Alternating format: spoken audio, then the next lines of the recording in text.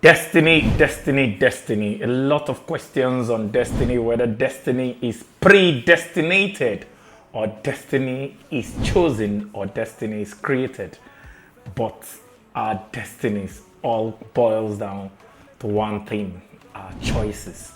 One of the greatest choices that can shape our destiny is the choice of whom we not only decide to spend the rest of our lives with, but whom we decide to select DNA with to create the next generation of us called our children and our children.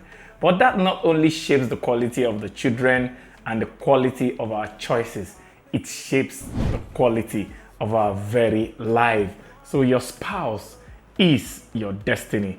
And if you can do the things in this video, you make the most beautiful destiny as we take this journey through this video. My is China. I'm an expert global business solutions expert and your real estate success strategist known as the mayor of thousands. So welcome to the recap of the live stream where every week on Sundays by 6 p.m. GMT +1, we do a live stream and take on a topic that has to do with life, business, money, economy, or anything you choose.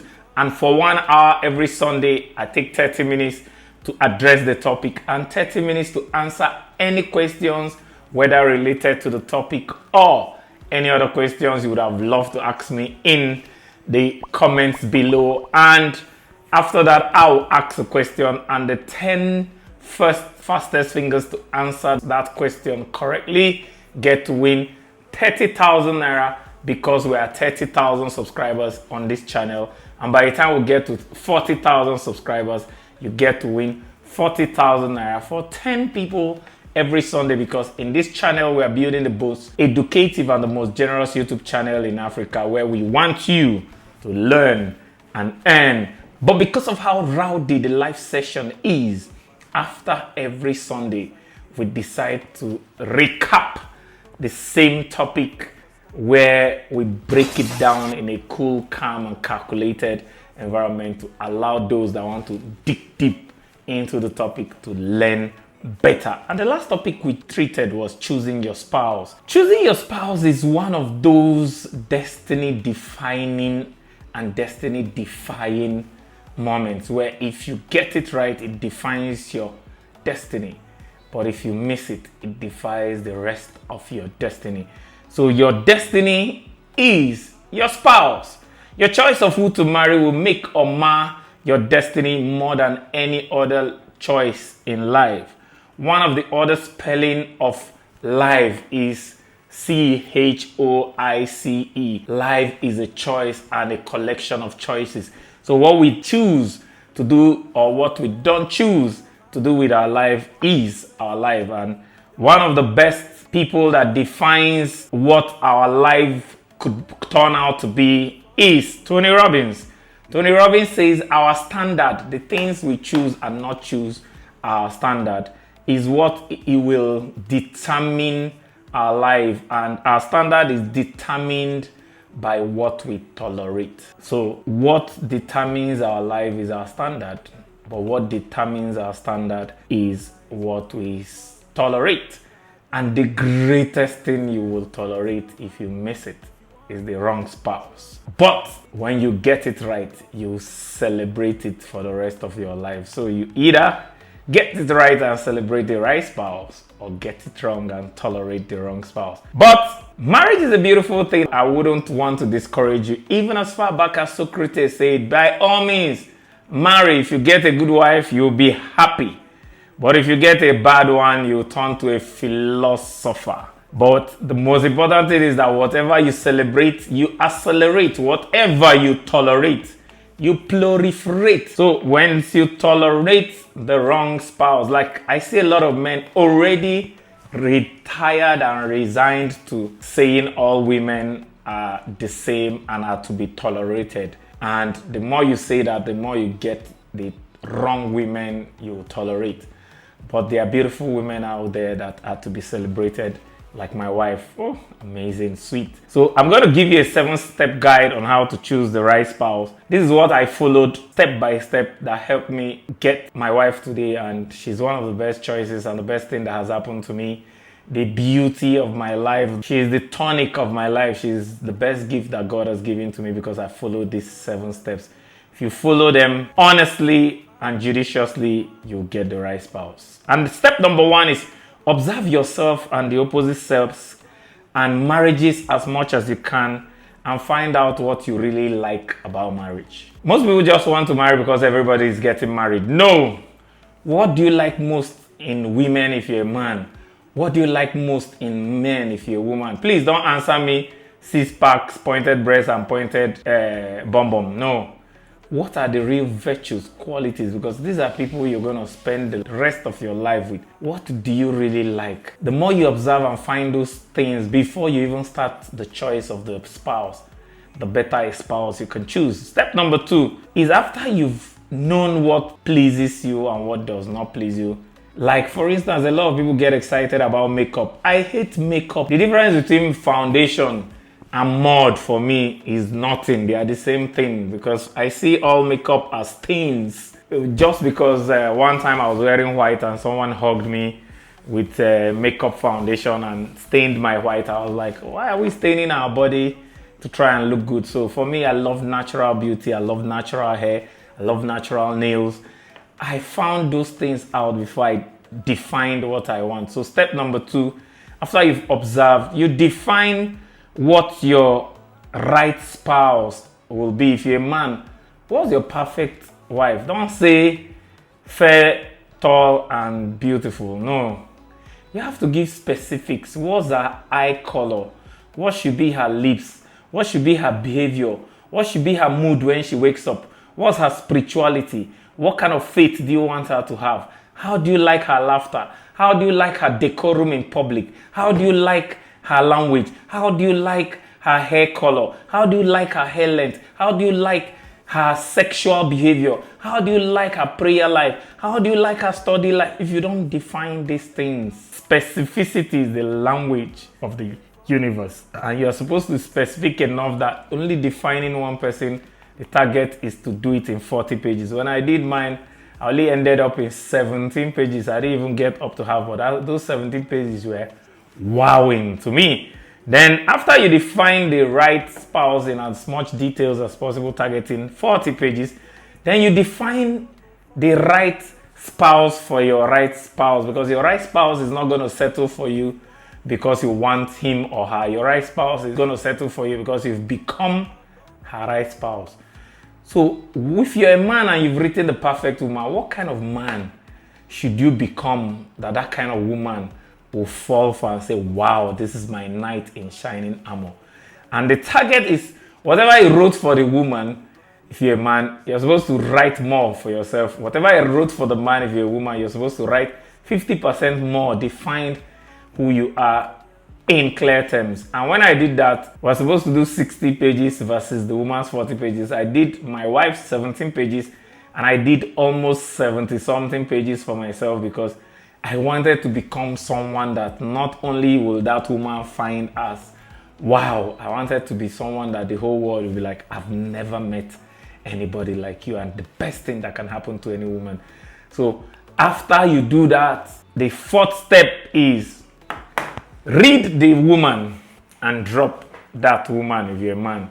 Read the man and get to work on becoming that man, because you might be somebody that gets angry easily, and you wrote in the book somebody who doesn't easily get angry. Start working on that person, because the more you become that person, the more you attract the person you wrote. So the only way you can attract what is written is to become what is written. And number 5, read and review what you wrote regularly. As you're working on becoming, if you don't get back to those 2 books to see, oh, this is the kind of wife I'm looking for, and this is the kind of man I want to become, we tend to easily forget who we are and who we are meant to be. So reading them regularly not only delights you, but refine your prison or your eyes to see, because a lot of pretenders are going to come along your way.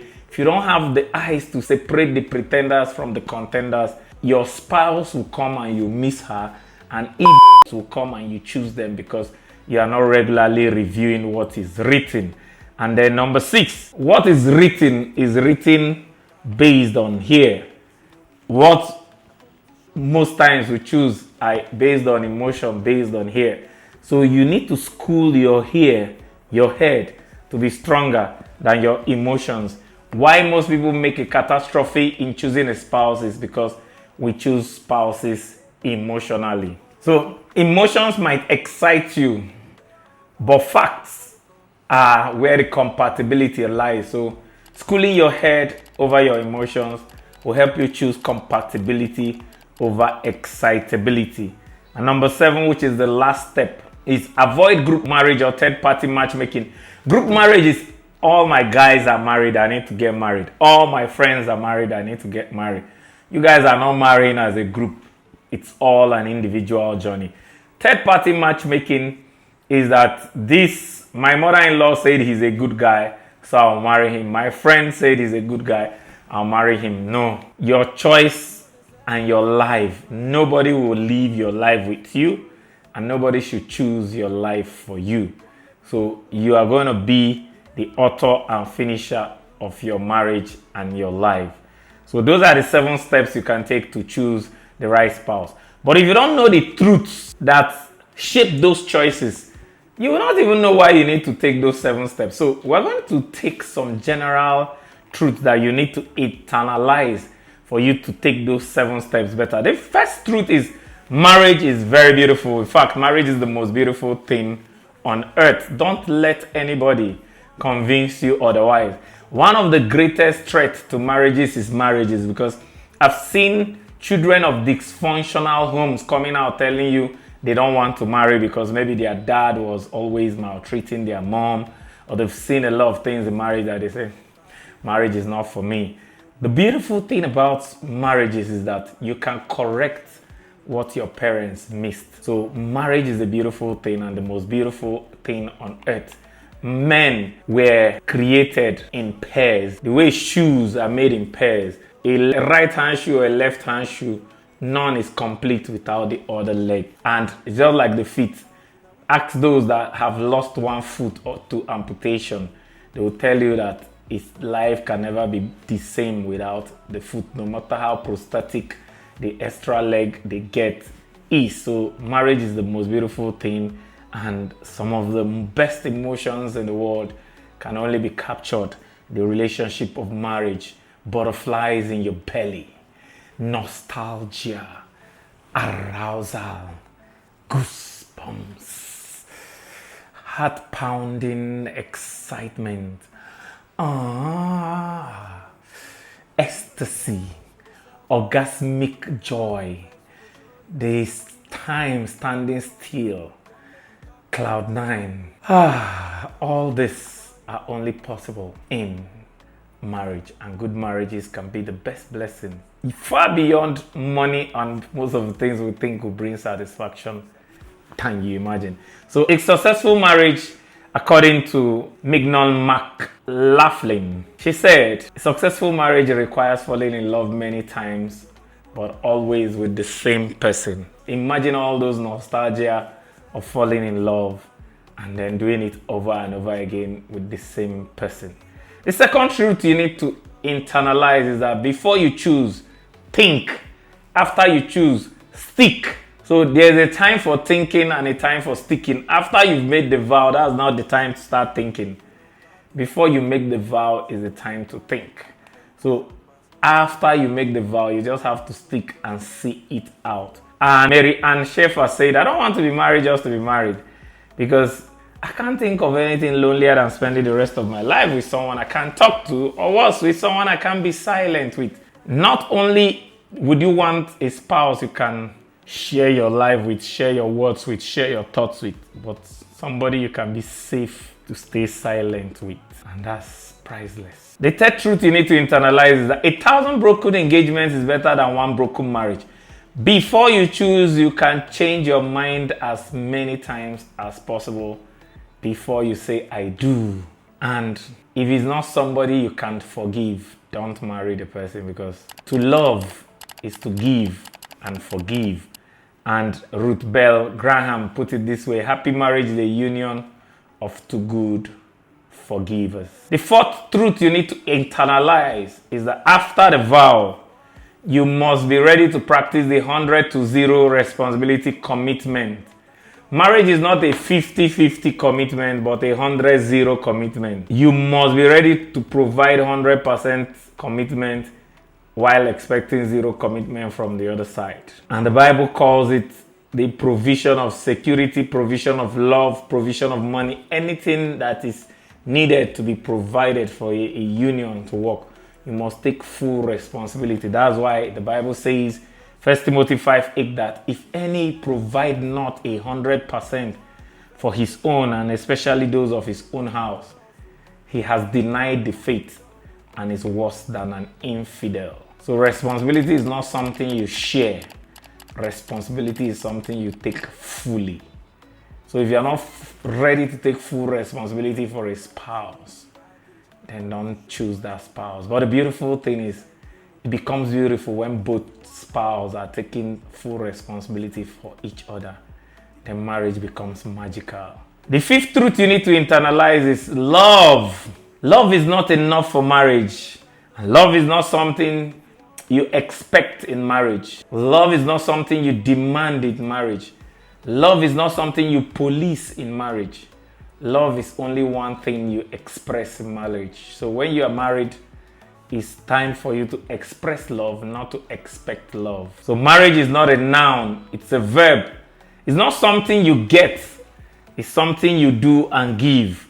And it is the way you love your partner and give to your partner every day. That's Barbara De Angelis. The true authentic proof of love is giving and forgiving. The sixth truth you need to internalize is that falling in love is not an achievement. Any fool or any idiot can fall in love. But it takes deliberate, disciplined person to stay in love. So staying in love is what marriage is all about. If you are not matured enough to stay in love for a lifetime, you are not matured enough to go into marriage. So Sam Stevenson says, love at first sight is easy to understand. But when two people have been looking at each other for a lifetime and still love each other, that's a miracle. So those truths you need to internalize and understand about love, about marriage, about your spouse before you go into choosing your spouse. So with that, we've come to the most important question about spouses and the foundation of marriage. Is called compatibility. There is no perfect spouse. There is no perfect husband. There is no perfect wife. There is no perfect marriage. But there is a perfect match. Just like when you go to buy a shoe, there is no perfect shoe. There's no perfect size. There's no perfect color. But there is a perfect size for your feet in terms of comfort and size. So before we go into the final part of this lecture on marriage and your spouse, let's see how compatible or incompatibility is determined. And we look at the 15 compatibility tests for couples that will work. If you pass at least 10 of these tests, and then your marriage will work. A great marriage is not when the perfect couple comes together, according to Dave Mura. It is when imperfect couples come together to learn to enjoy their imperfection. And I say spouses are like shoe. There's no perfect shoe, but there's a perfect shoe size and perfect comfort match for your feet. Imagine there are 7.8 billion shoes and you have to choose one for life. You wouldn't choose an oversized or a painful shoe.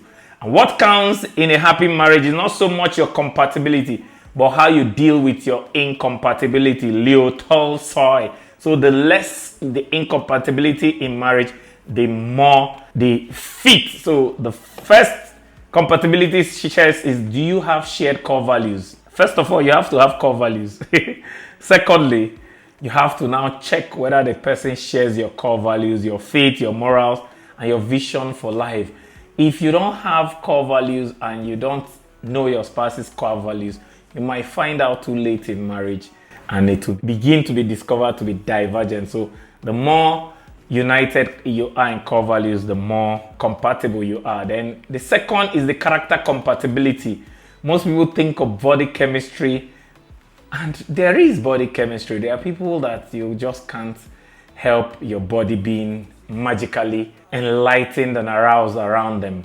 But don't be blinded by excitement. Check for those core character traits of integrity, consistency, honesty, and humility in that person, and that they match yours. There's nothing as pathetic like seeing a person of character marrying a person without character. That is the recipe for disaster. The number 3 one is emotional maturity. You need to choose a matured adult. Marriage is between adults, not babies. The Bible says a man shall leave his father and mother to be able to cleave to his wife. If a man is still dependent on his father and mother, he's not matured enough to cleave. If a woman is still dependent on her father and mother, she's not matured enough to cleave. So you must check maturity traits, and the greatest maturity trait is to be able to say I'm sorry and to be able to forgive.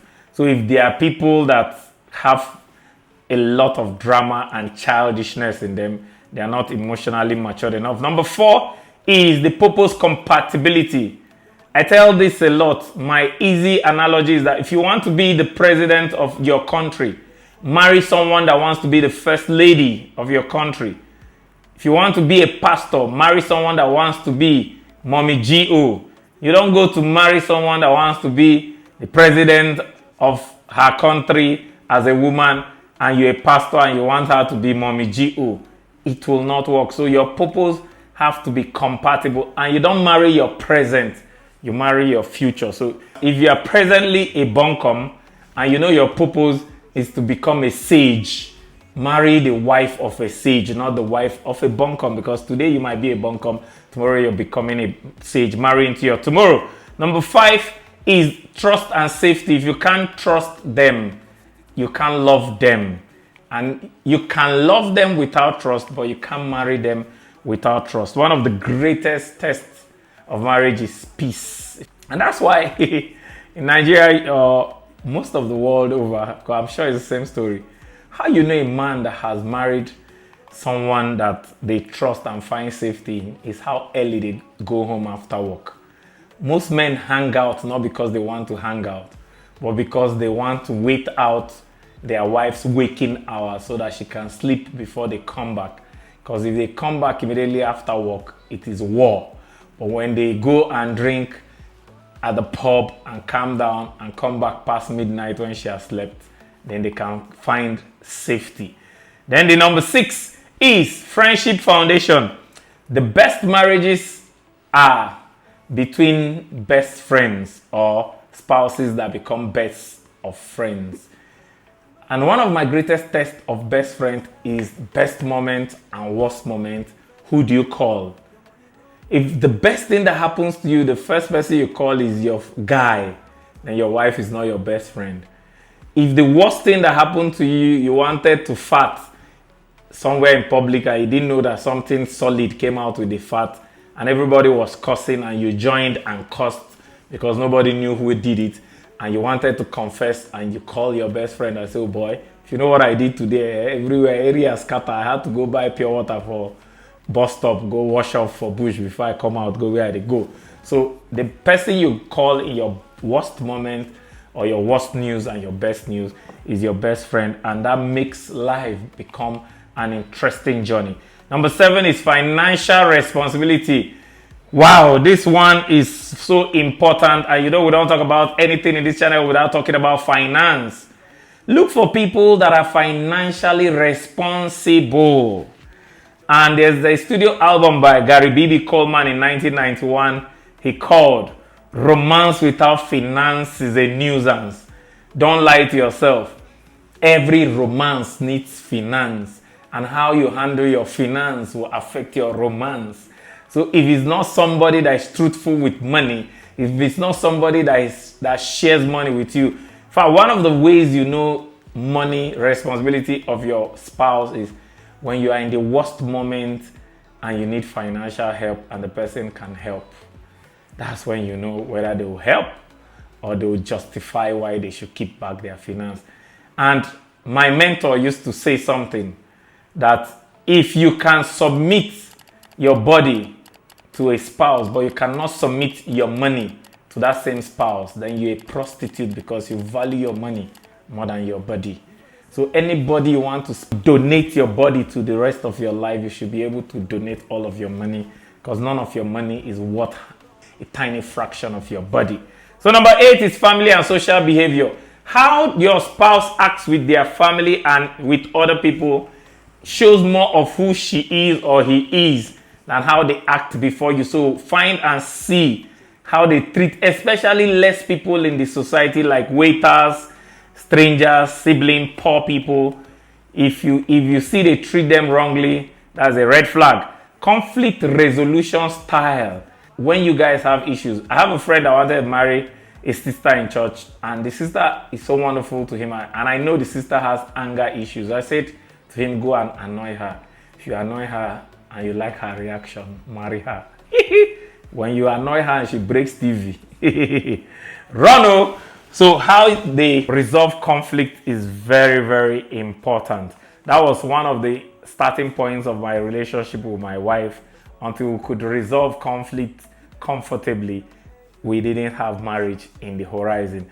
Then number 10 is very important, spiritual alignment. Marriage is the spiritual union of two spirits to become one. There are two bodies but one spirit. So if the Bible calls it yokes, let me explain this. Yoke is that wood, olden days, that they used to tie one cow to another cow and put a plow in between so that the plow can farm. So that wood is called yoke. Now you can't yoke a goat with a cow, because both the cow and the goat will not be comfortable. The yoke will be pulling down the cow and be pulling up the goat. So you need two cows of equal height to be yoked together for the yoke to balance. So spiritually, you can't be unequally yoked with people that are not on the same spiritual wavelength with you. Very important. Vision for family and children. I mean, I want to have so many children. I won't be spousing with someone that doesn't want to have children, or somebody that just wants a child.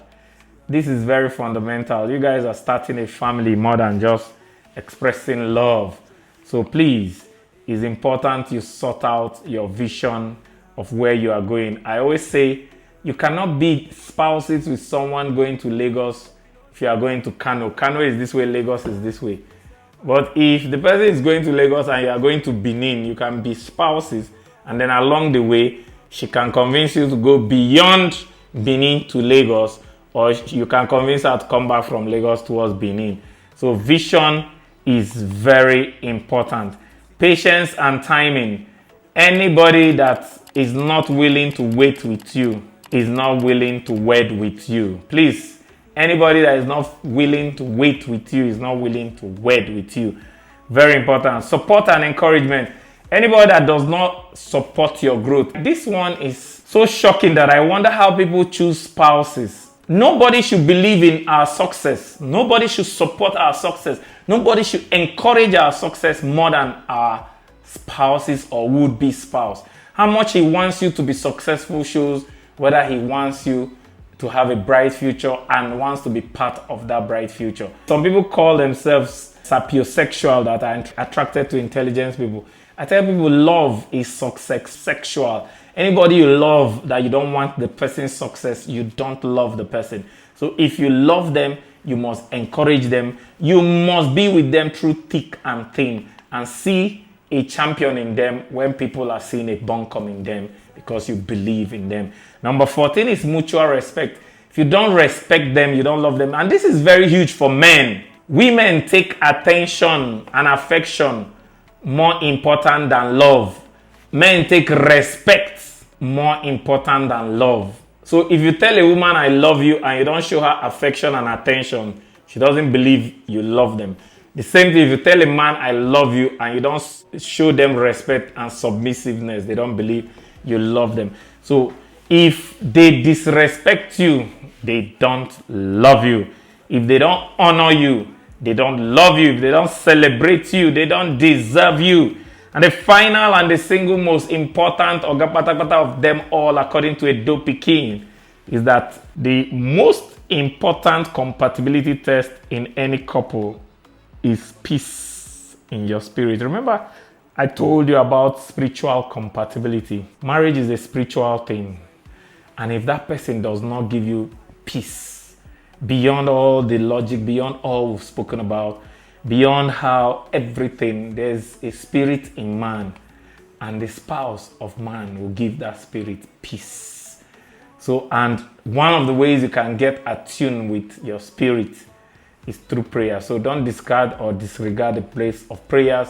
You need to pray for the right spouse for as long as possible. I started praying for my wife in 1998. I got married, the first marriage in 2016. When she went to heaven in 2019, I started praying for my wife from that 2019, and I got married to her 2023, 4 years later. And there's no single day I didn't pray for the woman even before I met her. So some final marital truths. You attract what you are in a spouse, not what you want. So if you want the best woman, become the best man for you to attract the best woman. But the greatest reality is not what you want or what you become, because sometimes you become a prince, you still find frogs coming to you.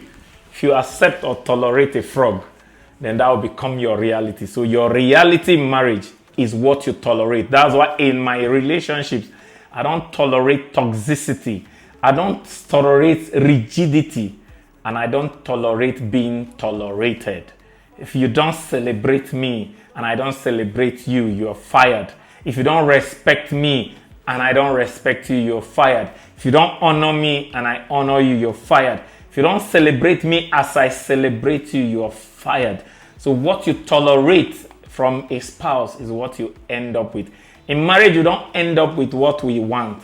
We end up with what we tolerate. And for me, I only tolerate joyful, flexible, matured, beautiful, positive people. And charisma and charms may take you there, but only character can keep you there. A lot of people can get married because they are beautiful or handsome or they are charismatic or just by chance. But what keeps people in marriage is character. High rate of divorce and marital crisis we're having in our society today is not a marriage crisis. It's not a choice crisis. It's a character crisis. The greatest thing that will make or mar your marriage is two things: your character and your choice. If you have the best character with the worst choice of spouse, you end up terrible marriage. If you have the best choice with the worst character, you end up with a terrible marriage. The most beautiful marriage is only possible when you have the best character and the best choice of who deserves that character, and you have a beautiful marriage. And in terms of character, there are 3 levels of maturity, and marriage is only for the 3rd level of people. Why a lot of people are having issues in marriage is because they are getting married at the 2nd level of maturity. Maturity has to do with 3 levels. When you are immature from a baby until you leave your parents' house, you are at the basic level of immaturity called dependence. When you have to depend on other people, you are not yet matured. When you become matured enough to be on your own, you get to the 2nd level of maturity called independence. Unfortunately, this is where a lot of people get married and the marriages hit the rock because they are so independent and there's no congruence or coming together in a center of unity. And when the center cannot hold, they fall apart. The 3rd level of maturity is interdependence. When you are matured enough to depend on another person by choice, not by lack of ability. And that's where teamwork comes in. That's where collaboration comes in. It takes interdependent people to get married. Where you are completely independent, she is independent, but you are matured enough to be interdependent, then you can get married. And one of the books that talks most about interdependence is 7 Habits of Highly Effective People. And I suggest you buy that book and read even before you get married, because it will show you how to get the interdependence of the win-win situation, and that works most in marriage, and why team means together everybody achieves more. TEAM. So if you want to be together with your wife and all of you achieve more, you have to be interdependent enough for you to get married. Finally, all this we've been talking about over the last 30 minutes is actually very simple, but we insist on making it complicated according to Confucius. So the simple thing is, marriage is not a thing for feelings. Marriage is not a thing for just love. Marriage is a thing for wisdom. Wise enough to know who you are, to know how to be the best of who you are, and how to attract the best of who you want to be in your life. So love devoid of wisdom is vulnerable, because it takes wisdom to protect love. And wisdom not only protects love, it protects marriages. And this is wisdom. Simple 3 steps.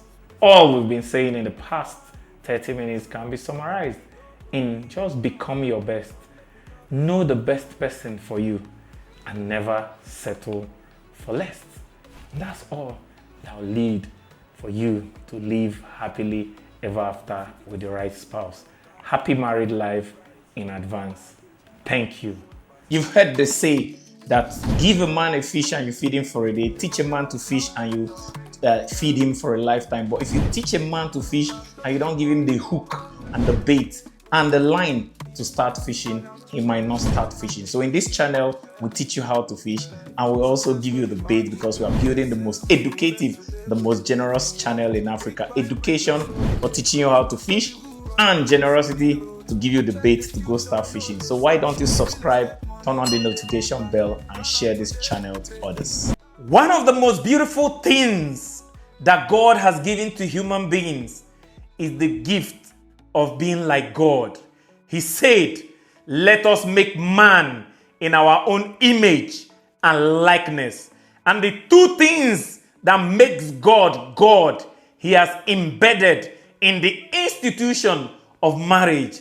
And the 2 things that makes God God is love, and God created the world. So love and creation are the 2 things that make God God. And he has deposited it most in marriage, where you show the highest level of love to your spouse and your children. And you have the opportunity to be like God and create children.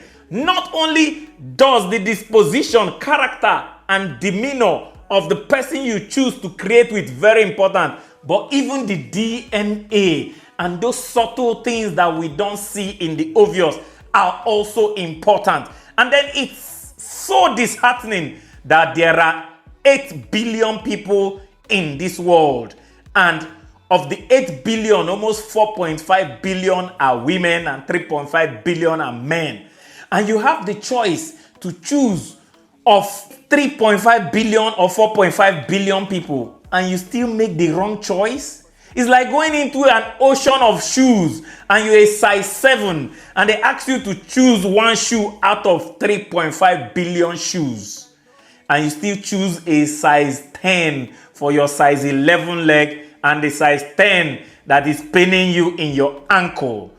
One of the greatest mistakes that will determine whether your life turns out how is marriage, because even when you divorce, the history of divorce will follow you till you die. They will always say he was once divorced. And when you divorce with children, no matter how you justify the divorce, the lives of those children can never be the same. And our society is a reflection of our family values. Our society is rotting in decadence today because men and women have failed to become interdependent and matured enough to couple in unified marriages that will give bliss and joy and live happily ever after. And the worst thing is that marriage is so free and of free volition that nobody forces anybody to get married. It's a choice and is supposed to be born out of love. But most people don't even love themselves for them to be able to love another person. So the first place we have to start is, don't dream of marrying a spouse. Dream of marrying you. Can you marry you? Can you be the best spouse to yourself? If you were to be a wife to yourself as a woman, will you accept you as the best spouse in the world?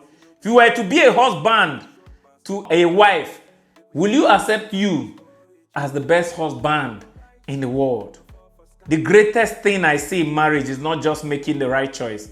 The greatest thing is resolving to be the best thing that can happen to any man or woman, to be the best blessing any woman or man can have. When I did my own 7 steps assignment, I wrote so much that I'm going to be the best blessing any woman will ever have. And you can ask my wife, she will testify to that. And I said, before I choose, I must go around looking for who is worthy of this blessing. Because when you make yourself gold, gold is not put on the nose of pigs or on the neck of cows. Gold is put on the neck of princesses. If you are gold, you'll be looking for the woman that is princessy enough, royal enough, beautiful enough, well-mannered enough, has enough character to wear you as gold. If you're a woman and you are gold, you'll be looking for the prince or your knight in shining armor that is noble enough, loyal enough, royal enough, courageous and responsible enough to wear you as gold. But so many of us have refused to refine ourselves, and we are moving around like dirt or mud, looking for who to stain their destiny with us. It is only when you become valuable that you can make a valuable marriage. And the marriages in our society today are a reflection of the kind of people that we have become as a people. We now lack character, we lack love, we lack honor, we lack virtues, we lack so many things. And marriage cannot give what it does not have. There's no marriage in the world that gives couples anything. It is the couples that give everything to the marriage and make it beautiful. And one of the dangers of marriage is that when we don't succeed in marriage, we are discouraging the next generation from marrying. And marriage is the most beautiful thing. It's the only time we can truly be what God created us to be. God is love. We can only show the most love in marriage. God is a creator. We can only procreate with God in marriage. I am hoping that more people would decide to be the best thing that they can to the next person through marriage, and resolve that they will not settle for anybody that is not worthy. I have a quote that says, giving the right thing to unworthy people is an insult to the worthy people. Don't insult that woman that has been praying for a man like you by carrying your wonderful self as a man to give to an unworthy woman. Don't insult the man that has been praying for a wonderful woman like you by carrying all this wonder and give to a useless man. Make sure you value those that have been praying for the best. By first of all, you become the best. Find those that are the best that have been praying for you as the best. And both of you come together and don't settle for less. I must see you when you send me the invitation card and you live happily ever after. See you in your marriage. So you've heard it all. Marriage is not just marriage. Marriage is the bedrock of our society. Marriage is the reality of life. When more marriages flourish, life and the society becomes flourishing. When more marriages flounder as they are floundering, life and the society becomes floundering. Statistics have shown that 95% of children without a present father in the house will end up in prison from crime. So 95% crime rates is caused by the absence of a father figure. Not because a woman like Virgin Mary can get children without a man, but because many men have become too irresponsible to take the responsibility of fatherhood. And many adults have become too toxic to each other for them to live harmoniously for the sake of the children they have produced. So this is not just a topic for you to consider for your life, because this will determine your life and destiny. This is also a topic for societal and world contribution, because one of the best ways, especially for those of us of faith that want to evangelize the world, is through your marriage. You've done 95% of your evangelism if you love and are faithful to your spouse enough for you to inspire not just your children, but other people that can see you and say, truly, love is good. Truly, marriage is sweet. And then you can train up a child in the way they should go. And when they grow, they will now depart from it.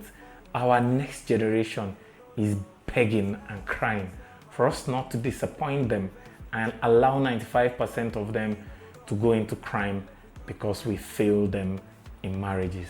So, more than love, will you be responsible enough to love? I'll see you next week. And you want to see other videos that will help you to not only love, but remember, it takes wisdom to protect love. A lot of videos have been done on wisdom, but one of them is this wisdom video above. Just click on the link above and you get the wisdom to protect your love, and I'll see you on the other side. Hey, Lele, it is super duper amazing that you found my content valuable enough for you to watch till the end. Only 5% of exceptional people do that. You're exceptional, and I deeply love and appreciate you.